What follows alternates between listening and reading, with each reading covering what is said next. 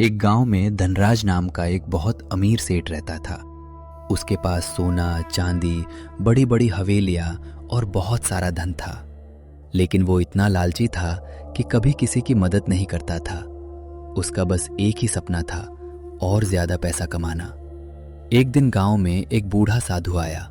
उसने सेठ से कहा, बेटा, धन का सही उपयोग करो, जरूरतमंदों की मदद करो। मैंने ये धन मेहनत से कमाया है, इसे किसी पर क्यों खर्च करूं? साधु मुस्कुराया और बोला। लालच इंसान को कभी खुश नहीं रहने देता। लेकिन सेठ ने साधु की बात पर ध्यान नहीं दिया। कुछ दिनों बाद सेठ को खबर मिली कि जंगल में एक जादुई पेड़ है जो सोने के फल देता है। ये सुनते ही उसकी आंखें चमक उठी। अगर मुझे वो पेड़ मिल जाए तो मैं दुनिया का सबसे अमीर आदमी बन जाऊं। अगली सुबह वो जंगल की ओर निकल पड़ा। घंटों चलने के बाद उसे सचमुच एक पेड़ दिखाई दिया जिस पर सोने जैसे चमकते फल लगे थे। आज तो मेरी किस्मत खुल गई। जैसे ही उसने एक फल तोड़ा, पेड़ से आवाज आई, सिर्फ उतने ही फल लेना जितनी जरूरत हो, लालच मत करना। लेकिन धनराज कहाँ मानने वाला था। मैं सारे फल ले जाऊंगा। वह तेजी से फल तोड़ने लगा। तभी अचानक जमीन हिलने लगी।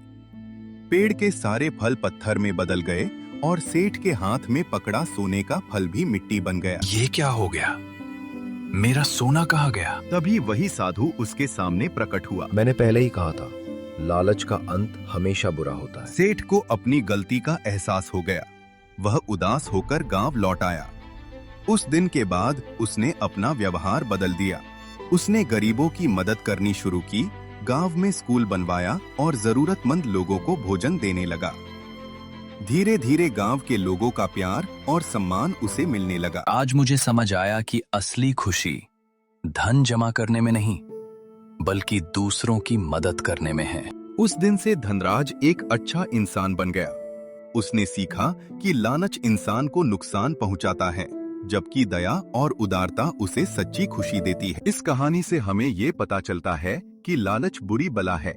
संतोष और दयालुता ही जीवन की सबसे बड़ी दौलत हैं। हमारी कहानी अच्छी लगी हो तो चैनल को लाइक और सब्सक्राइब करें। धन्यवाद।